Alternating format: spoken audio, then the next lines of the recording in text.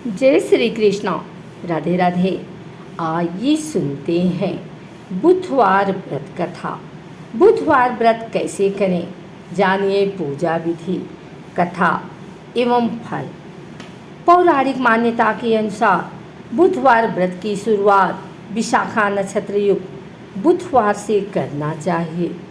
इस व्रत को विधि पूर्वक करने से मनुष्य की सभी मनोकामनाएं पूर्ण होती है तथा जीवन में सुख शांति मिलती है और घर धन धान्य से भरा रहता है। कैसे करें बुधवार व्रत, जाने पूजन विधि।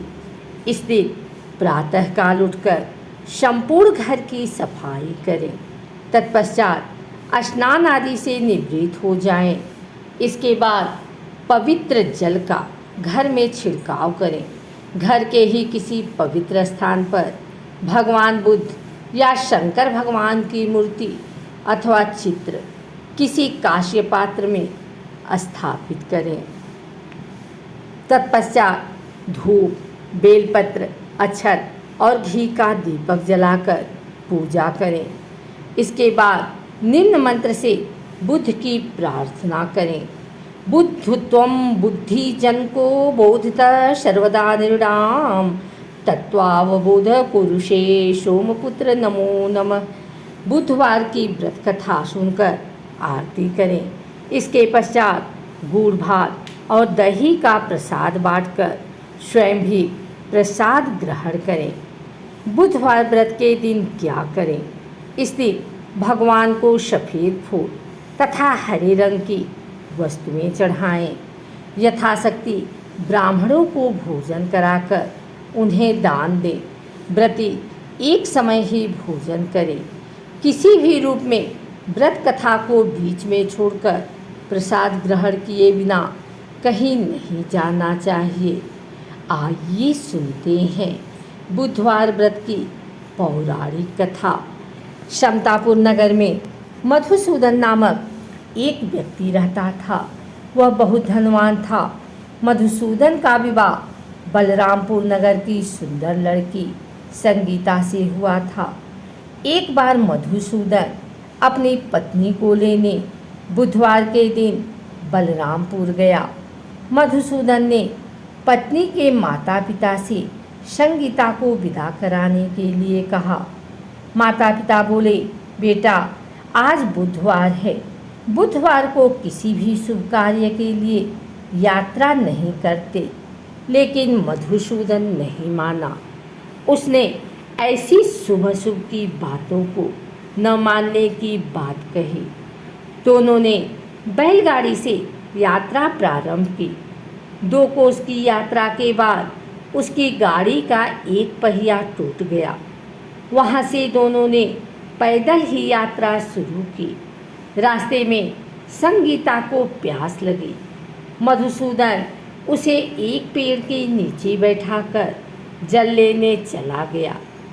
थोड़ी देर बाद जब मधुसूदन कहीं से जल लेकर वापस आया तो वह बुरी तरह हैरान हो उठा, क्योंकि उसकी पत्नी के पास उसकी ही शक्ल सूरत का एक दूसरा व्यक्ति बैठा था।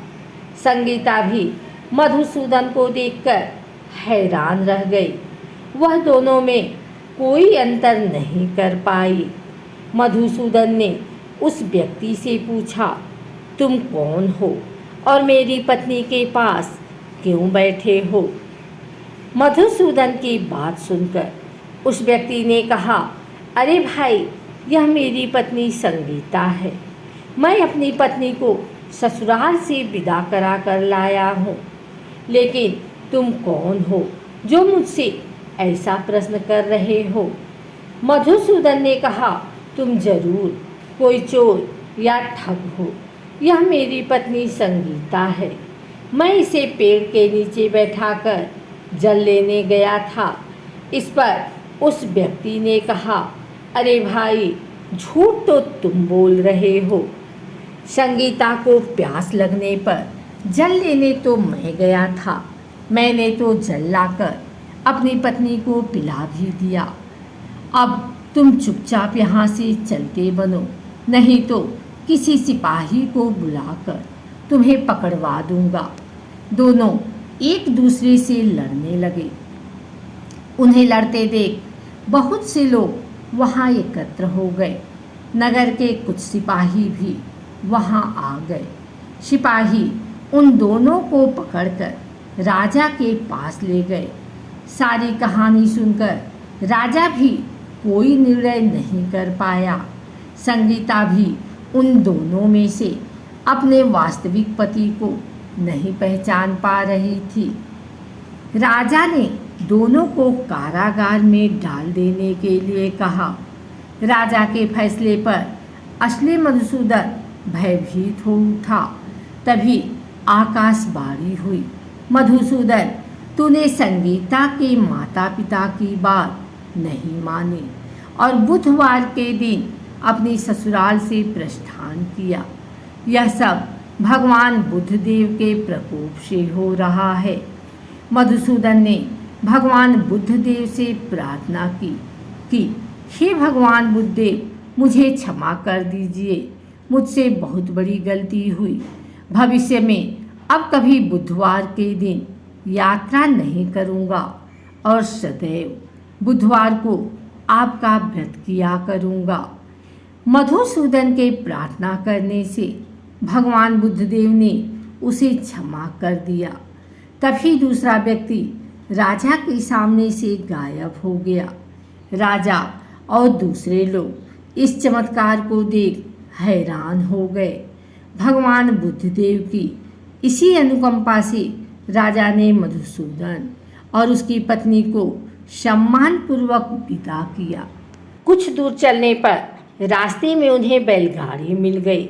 बैलगाड़ी का टूटा हुआ पहिया भी जुड़ा हुआ था। दोनों उसमें बैठकर समतापुर की ओर चल दिए। मधुसूदन और उसकी पत्नी संगीता दोनों बुधवार को व्रत करते हुए आनंदपूर्वक जीवन यापन करने लगे। इस तरह भगवान बुद्धदेव की कृपा से उनके यहाँ खुशियाँ बरसने लगी। इस तरह जो स्त्री पुरुष विधिवत बुधवार का व्रत करके व्रत कथा सुनते हैं, भगवान बुद्धदेव उनके सभी कष्ट दूर करते हैं। बुधवार का नियमित व्रत करने से सर्व सुखों की प्राप्ति होती है। जीवन में किसी भी प्रकार का अभाव नहीं रहता। इससे अरिष्ट ग्रहों की शांति होती है। इस व्रत को करने से बुद्धि बढ़ती है। अगर आपको हमारी वीडियो अच्छी लगी हो तो इसे लाइक करें, कमेंट करें, शेयर करें। हमारे चैनल को सब्सक्राइब करके बेल नोटिफिकेशन ऑल पर सेट कर लें ताकि आगे आने वाली वीडियो सबसे पहले आप तक पहुंच सके। धन्यवाद।